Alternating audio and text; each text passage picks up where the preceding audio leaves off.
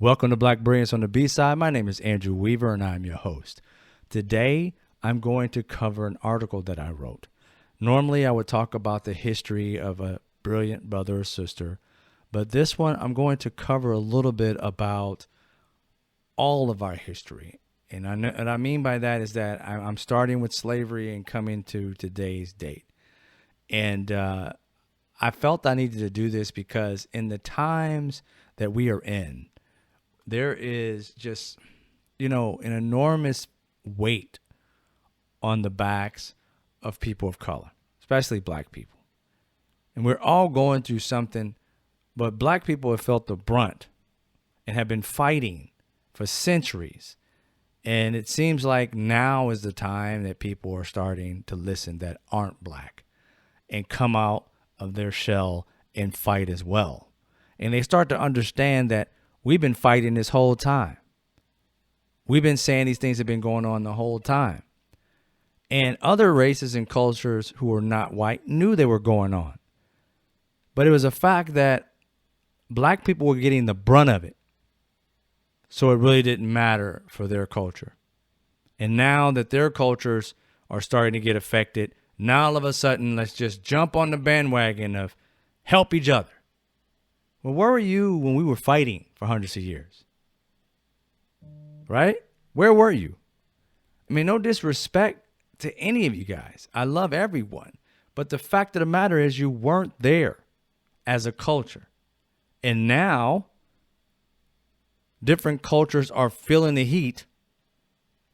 Now they want to come out and be a part of Black Lives Matter or Black Lives Matter. I always add an S to it for no reason. But here's the point. All that is under the bridge. We're on the same plane now. And let's stay on that plane. And let's get something done. Okay? And that's why I'm doing this podcast today. Is because it seems as though we're all on the same plane. And welcome aboard. Take a seat. And let's do this. Okay? So I'm going to read this article and then I'm going to have some commentary about it. And I'll leave it up to you guys to leave any comments on either YouTube or the podcast that I'm going to put it on. So you can go through dialogue and I'll jump in on that dialogue as well. But I wanted to be able to read this article to you and leave you with a little bit of what I've felt this past year and pretty much my whole life. Like I said, I didn't like history, partially because of what I'm going to read in the first, few minutes of it. There's a reason why I didn't like history, but I can't forget that that is a part of history and that I have to honor my ancestors for what they did for me to be where I am today. It's not something that we forget. It's something that we realize, recognize, and make sure we never go back to. If you try to forget it, you'll repeat it. That's the point that I'm trying to make. Stop trying to forget it, black people. I understand. I tried to forget it because I was so sick of just hearing of slave, slave, slave, or enslaved. I got sick of it. And I understand that we've moved past a lot of it, but there's still some left. The idea of some of the things that happened back then still happen today is systemic, and people want to kind of like ignore it. I know we went through the senator, what is his name? Tim Scott, talking about there's no such thing as racism in America, or better yet, here's how it goes. There is no racism. Wait, America is not a racist country. There you go. That's how he said it. America is not a racist country. Now, he prefaced this by talking about all the racist things that has happened to him. Makes no sense, right? Makes absolutely no sense. But I digress. I'm going to stop talking about that guy and I'm going to start focusing on you guys and what I've felt. All this stuff culminating together. Now, the name of this article is called From Just Us to Justice. Okay? And the subheading is The Journey to Abolish Systemic Racism. Okay. It starts off with the heading of Slavery, 1619. It was just a regular day until these African men and women were gathered and placed in shackles to await their fate. The convoy of ships arrived and the transactions were in full effect. As they boarded, they were stacked like sardines and forced to travel for months in the damp bowels of a ship, swaying back and forth and dealing with the trauma of displacement. You can imagine the questions they had. Where are we going? Why are we in chains? Why are we living in feces? What did we do wrong to deserve this? Now imagine wanting to ask those questions and not knowing the language nor the power structure in which to address them to. Have you ever been in school and afraid to ask a question because you felt everyone would think you were stupid for asking? The fear that overcomes you as you contemplate asking it over and over again while playing out the different outcomes in your mind? I'm sure these women and men were anxiously awaiting that one fellow captive to bravely ask or attempt to address these common issues, watching to see if that person would be successful or sacrificed. History has revealed that no African on those voyages ever succeeded. So the obvious outcome was they witnessed their fellow enslaved African depart from the bowels of this vessel to never return. Now, they have a whole different set of questions, starting with, did they escape or were they killed? Were they murdered before being casted into the ocean, or was the ocean offered a living specimen to swallow whole? It would seem this would be the cruelest of punishments, but one could easily beg to differ. The mere fact that thousands died on each voyage from illnesses brought on by toxic fumes of human feces, urine, and blood proves that this would obviously be a more slow and painful demise. Upon arrival, there was no such thing as stretching their legs and gathering themselves to adjust to this new world. Instead, they were forced into cages by people speaking a foreign language, and judging on how they had been treated thus far, they had no idea what horrors were in store for them. The utmost hypocrisy is that the enslaved were always considered savages, not the colonizers who committed centuries of egregious crimes upon humanity. Think of those enslaved men and women being separated from each other and sold to white people and abused, never given a reason for their mistreatment, and punished if they ever attempted to learn the English language. Murdered if you do, and damned if you don't. Think of those men and women who had no one to confide in, no one to hear their screams and cries for help. Today, if anyone has the slightest amount of stress, they immediately suggest to seek therapy. They decry, my mommy and daddy were mean to me. I was bullied as a child, and the list goes on and on. For this I ask, where were the enslaved therapists? Where are the therapists for the descendants of the enslaved? Where are the therapists for black people in America today? The trials and tribulations of people in 2021 failed in comparison to those enslaved, and for some reason, people want to tell black people to get over it.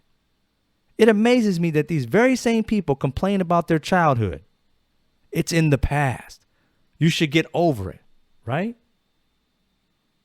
The epitome of white privilege is telling others to do something you have no intention of doing yourself. The trauma of slavery and the repercussions of it was never dealt with. Thus, it has been inherited like white wealth for generations. If you don't believe me, let's travel through history for a few examples. Emmett Till. On August 28, 1955, while visiting family in Money, Mississippi, a 14-year-old African-American from Chicago was brutally murdered for allegedly flirting with a white woman 4 days earlier. He grew up in a working-class neighborhood on the south side of Chicago and attended a segregated school, but he was not prepared for the level of segregation Mississippi had to offer in 1955. He was the kind of teen who was full of life and loved to pull pranks. On this particular visit, his mother warned him to be careful because of his race, and she could not have known how prophetic her words were at the time. It was Wednesday, August 24th, and the weather forecast called for a high of 91 degrees. Emmett was standing with his cousins and some friends outside a country store, talking about his girlfriend back home being white. Everyone was in disbelief and dared Emmett to ask the white woman sitting behind the counter for a date.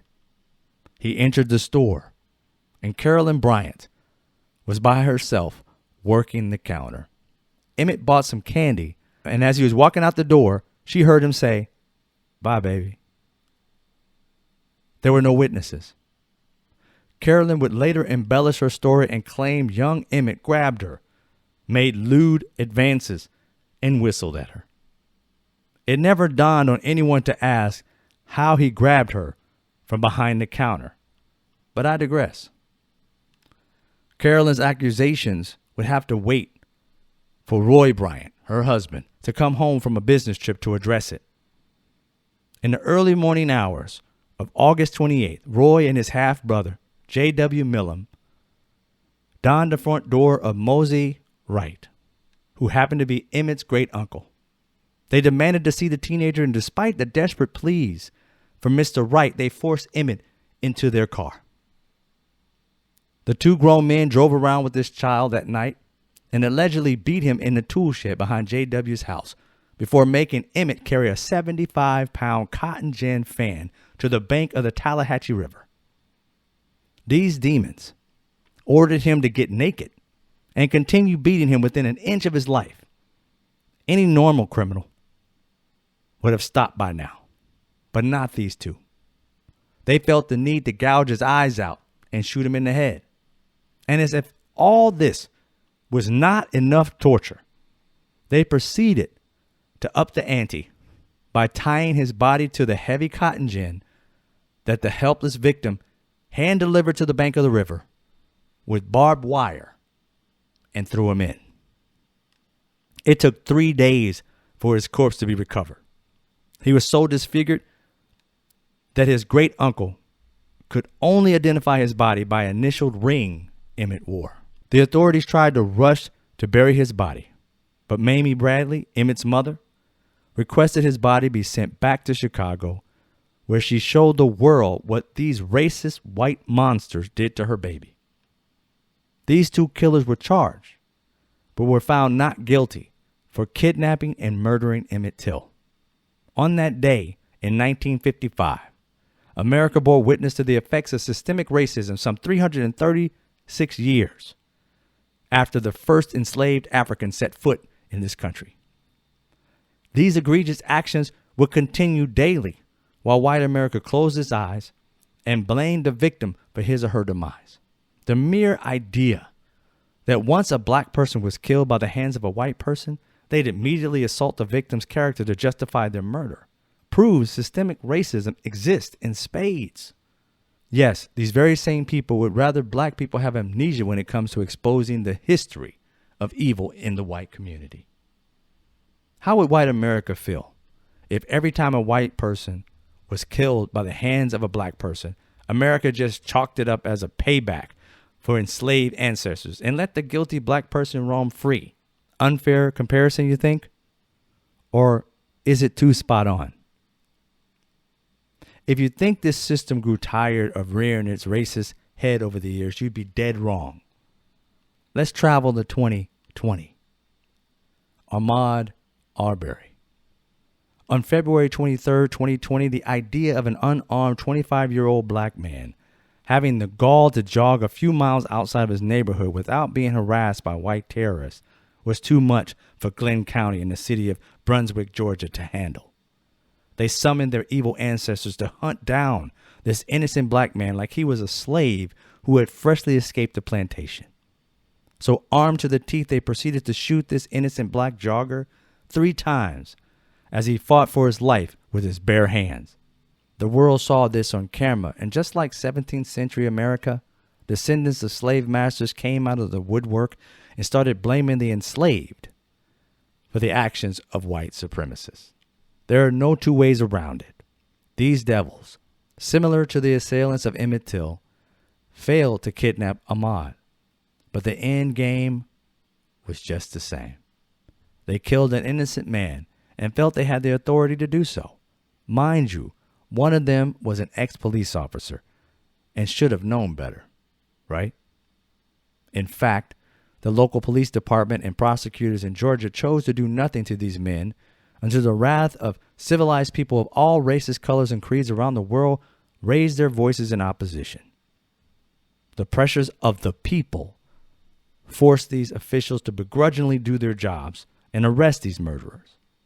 Do you honestly believe 3 black men chasing down, attempting to kidnap, and ultimately killing a defenseless white man would have gone home at the scene of the crime? If you do, I have land to sell you under the sea, and I'll throw in a free mermaid to boot. We are currently awaiting the trial of these wild animals to see if America deviates from its horrific legal justice history for black men and women. Rest assured, this country will definitely live up to its historic creed of entitled white people crying foul that we have the audacity to hold them accountable for their egregious acts. They are so used to the system being rigged for them that it's painful for them to witness the system treating them as equal as opposed to superior. This display of white power did not stop in Georgia. Less than a month later, a bright black young lady would meet the wrath of white America. Brianna Taylor. On March 13th, 2020, a 26-year-old woman who ventured into the noble work of being an emergency room technician was murdered by plainclothes policemen when they broke down her front door unannounced. Her boyfriend, a licensed gun owner, thought it was her ex-boyfriend breaking into the house and fired one warning shot to protect his loved ones. If he were white, this would be in lockstep with what every gun-toting, Second Amendment-loving American professes to care about. Yet because they are black, this precedent did not apply. The officers returned fire 32 times for one bullet that hit a police officer in the leg. The officers missed the gunman but pierced Brianna's body 6 times. Did these officers render aid to this innocent woman? No. They were indifferent and let her bleed out for 5 minutes. One would think justice would be served for breaking and entering into the wrong house. After all, the police were there to apprehend a person who never once lived there. In fact, they never searched her house, even posthumously, because they had no cause to. To add insult to fatality, the black attorney general, Daniel Cameron, deviously left out all the pertinent information, according to jurors, during the grand jury that would have led to these officers being brought to justice. This was even worse than Emmett's case, because these men never saw one day in court to atone for their actions. White America did what they often do: pay out the victim's family, in this case to the tune of $12 million, and refuse to accept blame. This way they continue with pretending their mission is to protect and serve the people and not expose their real agenda of sacrificing black lives when they see fit. Hands down, for the black community, the worst part, besides the murder, came at the hands of a black man, which goes to prove that not all skin folk are kinfolk. Brianna Taylor had a soul of gold and chose the profession of saving lives, while the Louisville Metro Police Department, along with Daniel Kuhn, yes, I said it, chose to remain soulless. This is not the first time, nor will it be the last, that a black person or person of color chooses to team up with racist America to blame the black victim for the crimes forced upon them, or covered up a crime to protect their oppressors. It's as normal as apple pie and baseball.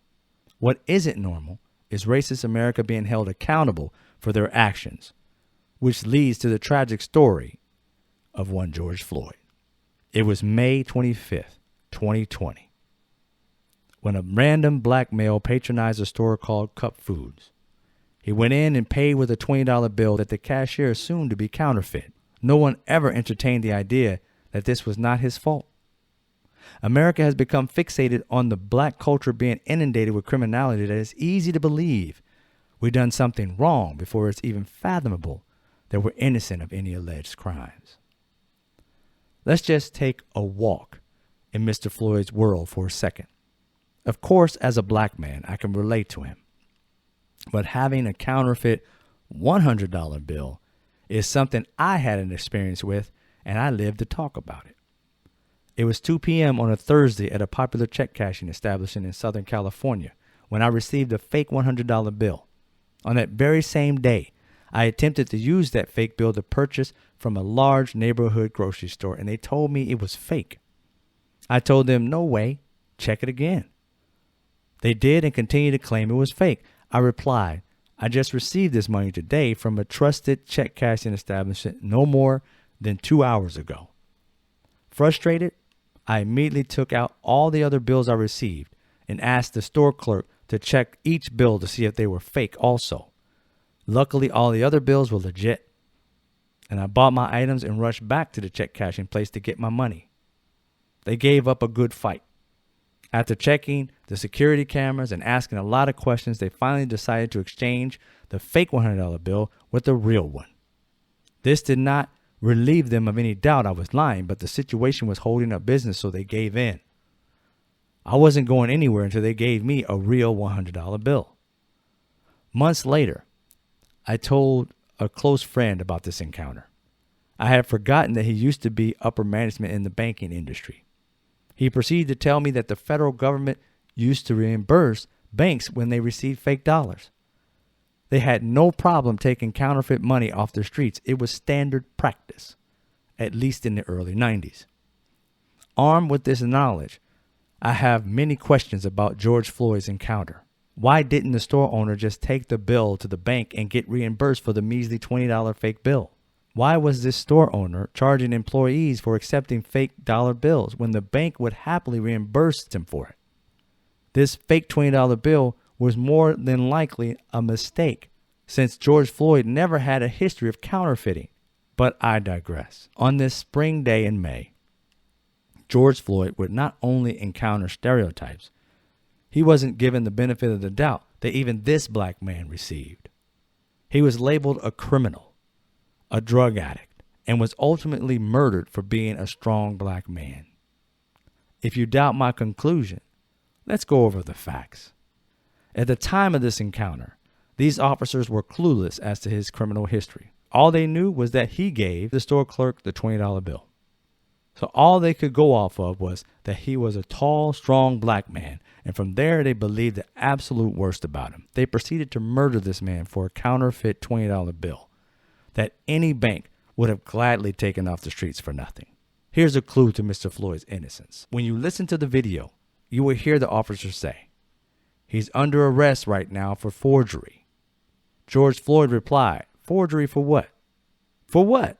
He was oblivious as to what they were talking about, and they cared less. I guarantee you they ignored it just like they ignored his cries of "I can't breathe." One of the craziest parts of this encounter was Mr. Floyd's cries out to his mother. Albeit no one seemed to catch on to this from a spiritual standpoint, but this man was calling out to a dead woman. Why? Why not call out to his brothers or other living family members? It leaves you wondering if he was actually seeing his beloved mother on the other side and calling out to her. Why call out to someone who could never help you in the living world? We will never know, but I dare to wonder. Out of all these incidents mentioned in this article, there was only one person held accountable thus far: Derek Chauvin. Hopefully he would spend a lot of time in jail. Chauvin's accomplices are awaiting their trial to start in August of 2021. Emmett Till's murderers walked away scot-free. The murderers of Ahmad Arberry are in jail and were recently charged with a hate crime, but we continue to wait their fate.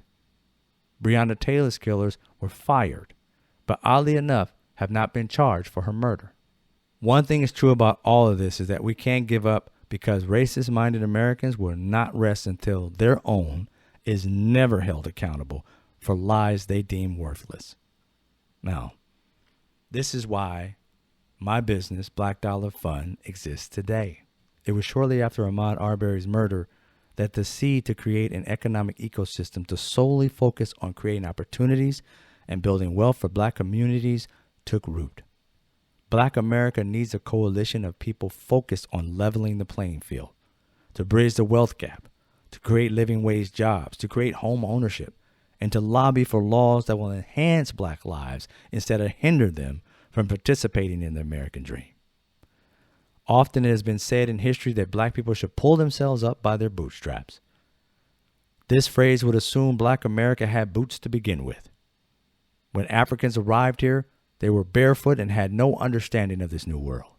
The founders had no idea that one day we, the people, would incorporate Africans, or in their terms, the N-word. So how can we act like this is not a racist country when it's still hard for black people to be treated fairly in the workplace, let alone jog down the street safely? The truth is, we are making progress, but not fast enough. It's changing at a snail's pace in a world that travels at cyber speed. The Black Dollar Fund community is the only fund of its kind. We are a social network coalition that utilizes membership fees to invest solely in black Americans to bridge the wealth gap that was unfairly forced upon our people for centuries. Make no mistake, if we let up, just like a rubber band, white supremacy will return to its natural form. We must obliterate this terrorism within the confines of this country we all know and love. No more allowing racism to creep into boardrooms, classrooms, and even Zoom meeting rooms to disparage black people from excelling. It is time we destroyed racism and gave everyone an equal shot at success. George Floyd's daughter said it best: "My daddy changed the world." The Derek Chauvin verdict is not the end of what started with Mr. Floyd's last breath. It is the start of a new America. An America where racism will surely continue to exist, but the majority of Americans would no longer tolerate the injustice and hate that lives within the bowels of this ship called America. We must adjust course to make sure that this time when we land on our Constitution, it fully abides by what it has always said. All men are created equal. This means all people, not just white people.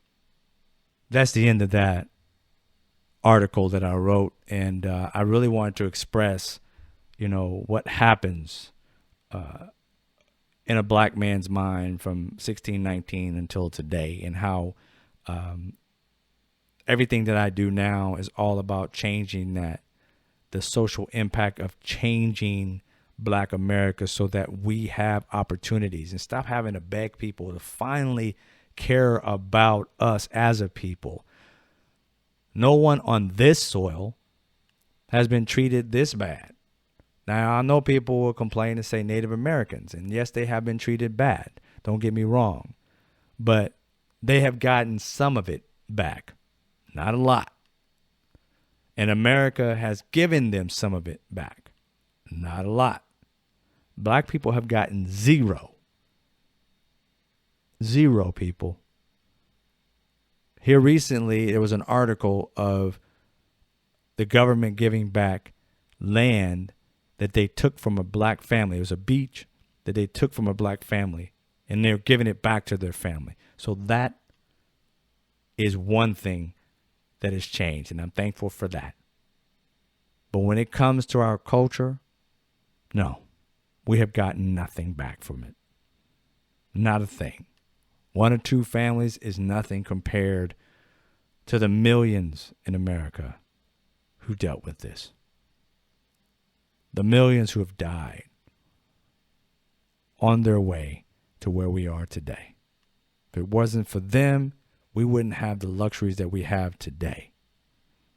And I hope that you understand that if we don't continue to fight, life will not be better for people who are in the future, in which we will be the ancestors. If we do nothing, it remains the same. And I refuse to do nothing.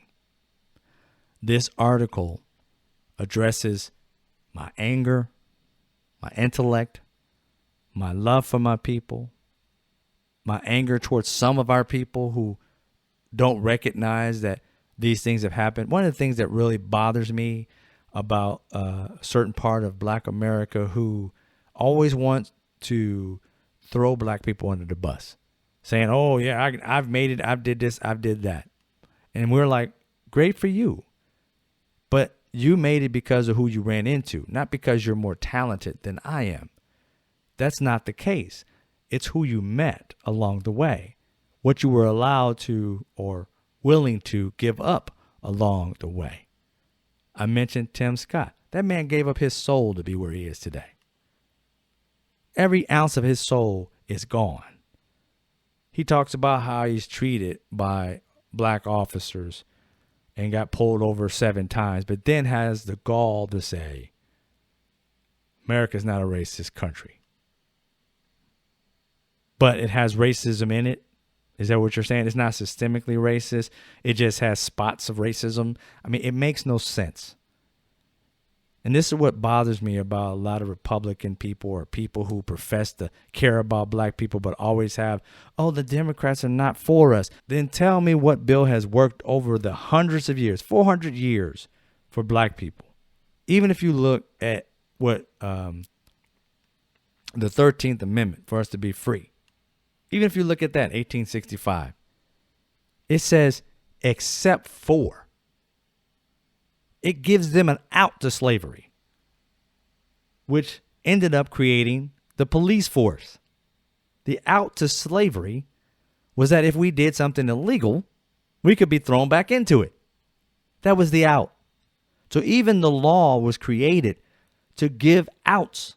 The 13th Amendment was created to give racists an out. White people got an out. And their out was, we're going to make laws that all black people do. And we've never had a problem with it. But we're going to have problems with it because we know what they do.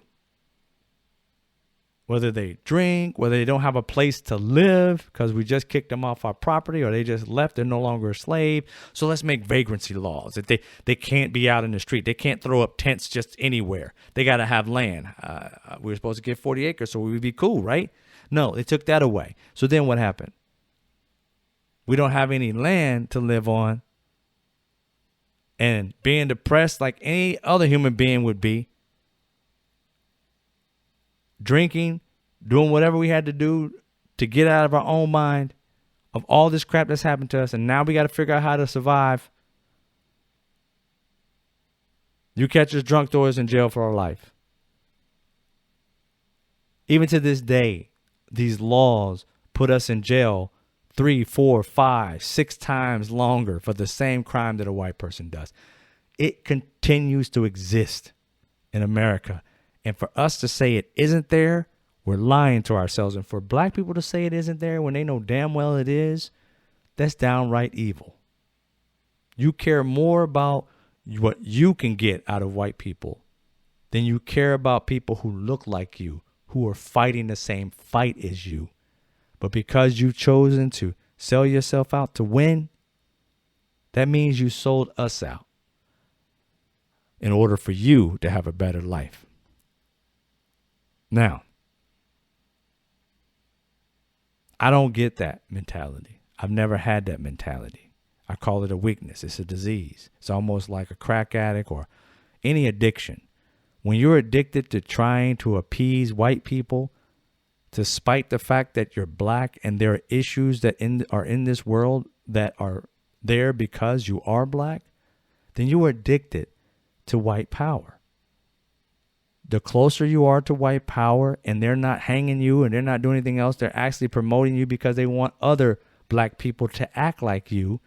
You are going out there. You are no different, literally no different than Jeffrey Epstein sending those girls out to go get other girls to come back and treat them unfairly. Tim Scott, you're out here trying to get other black people to sell out other black people so that they can have what you have. That's what you're doing. It's just plain and simple. I don't care about Republican and Democrats so much as the fact that you literally went on television and said racism in this country does not exist, basically. We have it in spots, I guess that's what you mean by America's not a racist country. Then I don't understand how you ran into 7 cops that were possibly racist if Not unless they were all in the same family. They all knew each other. I mean, what's the odds of finding 5 racists in one area or within a state being officers? What's the odds if racism is not a part or fabric of this country? Are you telling me that that's just random? I know every black person I know has dealt with that. So do they all know each other? Are they the exact human being traveling all over the world doing it to black people? No. Quit being stupid. It has nothing to do with that. It has everything to do with that America is a racist country with people who are unaware of some of the racist things that are going on that are white, and they continue to take part in it. Are they calling us the N-word? Not saying that. But are they part of a system that will not hire us because of stereotypes? That will not give us opportunities because of stereotypes or because of the color of our skin? That won't pay us the same when we have a higher education than a white man who has a lower education and not knowing what he or she can do? It happens over and over again. And I'm tired of people who look like me standing on the side of white people who give a crap about some people who look like me, promoting you and put money in your pocket, and you're getting wealthy off of lying to our people. There is not one black person on this planet that believes you. They just know the game you're playing. And either they're a part of it or not. But there is no black person on this planet that believes that. No black person lives in a bubble that they don't notice it. Even yourself said it. You got pulled over 7 times. You mentioned racism. Just like Candace Owens. Racism was a part of her life until it wasn't. That what, America in 5 years or whatever it was from your switcheroo, that's when it changed? 5 years later, the world just changed.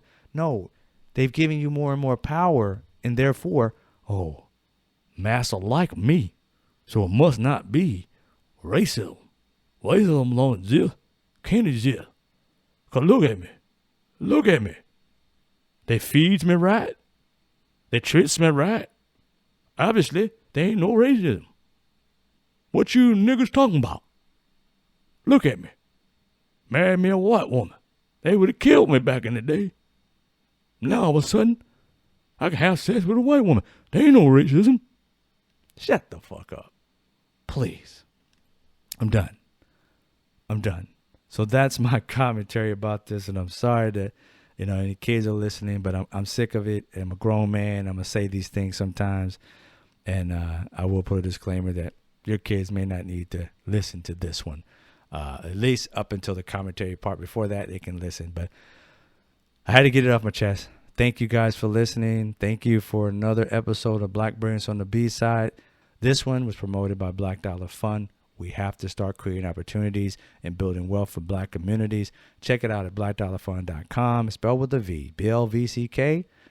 Dollarfund.com. Check it out. Become a member today. The lowest membership is $3 a month. The highest membership is $25 a month. If you want to have a one-time donation, you can do that as well. Click donation on the homepage. And we'll end up using the funds to be able to invest in black people, ranging from high school to professional grown men and women doing their businesses. Thanks again, guys. You take care.